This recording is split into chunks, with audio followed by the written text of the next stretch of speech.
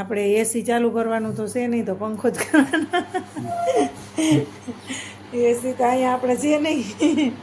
હાલો તમે હવે વાતો કરો માં ને શું બનાવ્યું. હાલો જમવાનું આપી દો. હાલો હાલો. હા એક વાહ બનાવ્યું તો બધું સારું જ છે હો. આ શું મેડમ? ગુડ મોર્નિંગ, અમારા વ્લોગમાં તમારું સ્વાગત છે. જય શ્રી કૃષ્ણ બધા મિત્રને. કેમ છો બધા? મજામાં ને? મજામાં જશો.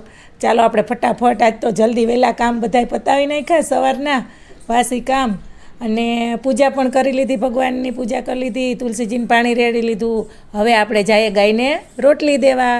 ચાલો ગાયને રોટલી દઈ આવીએ અને થોડીક વાર નીચે બેસશું ગાર્ડનમાં, કારણ કે ટાઈમ તો છે આપણી પાસે. હવે આખો દિવસ કરવાનું શું આપણે બેસવાનું જ છે.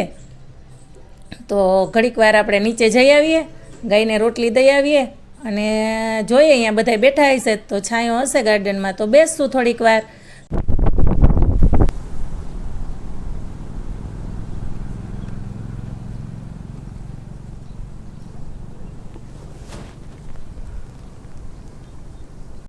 ચાલો આપણે ગાયને રોટલી આપી દીધી છે. હવે કેવી બેઠી છાંયા સરસ. કોમન પ્લોટમાં ઝાડવા બહુ મસ્ત છે, તો ગાડી પણ છાંયે રીએ અને પવન પણ મસ્ત ઠંડો ઠંડો આવે છે. આ મારા હનુમાન બાપાનું મંદિર છે અહીં કોમન પ્લોટમાં. તે રોજ અમે દીવાબત્તીને બધાય કરે છે, ઠંડી ઠંડી પાણીની નાય ને જો છોકરા રમે છે. હજી ઘણાય છોકરા આવ્યા નથી, થોડીક વાર થાય તો બધા છોકરા અને મોટા અને બધા બેસશું અહીંયા આપણે. ચાલો અહીંયા બેસીએ થોડીક વાર મંદિરે, મસ્ત પવન આવે છે ઠંડો ઠંડો. થોડીક વાર બેસીએ, બધા છોકરાએ રમવા આવશે હમણાં, રમાડીએ ઘડીક અને બેસીએ પછી જઈએ. આજ તો બહુ ગરમી નહોતી કા? આજ થોડોક પવન હતો. હા, ઠંડુ વાતાવરણ લાગ્યું એવું એમ. હા એટલે પછી અત્યારે ગરમી થાય છે હવે તો. હાલો હવે આ તમારા રાબેતા મુજબ કેરીના બટકા. પંખો કરું? હા તો પંખો તો કરવો જ જોઈએ ને. થોડો પંખો કરીએ. આપણે એસી ચાલુ કરવાનું તો છે નહીં, તો પંખો જ કરવાનો. એસી તો અહીંયા આપણે છે નહીં. ચાલો તો હવે ચમચ ચાપો. ચમચી જો હે? ચમચી જોશે. મેં તો કીધું હાથે ખાઈ જાઓ.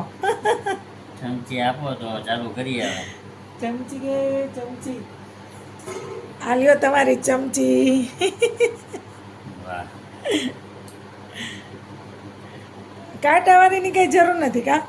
કાંટાવાળી હોય તો સારું, ના હોય નહીં તો તમે તો એમને ઓલી ચમચી હોય તો ખાઈ લ્યો. હાલે હાલે. એવું છે. બીજું ચાલો મિત્રો, આપણે હવે નાહી ધોઈને તૈયાર થઈ ગયા, નાસ્તો પાણી પણ કરી લીધા. હવે આપણે નીચે જઈએ. ભાભા પાર્ટી બેઠી છે તો જોઈએ જરાક બાબા બેઠા કે નહીં.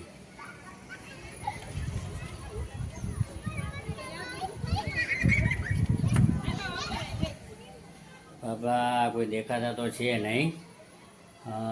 તો આજે જઈએ તો ખરા નીચે, કોકને કોક મળી જશે. તો આપણે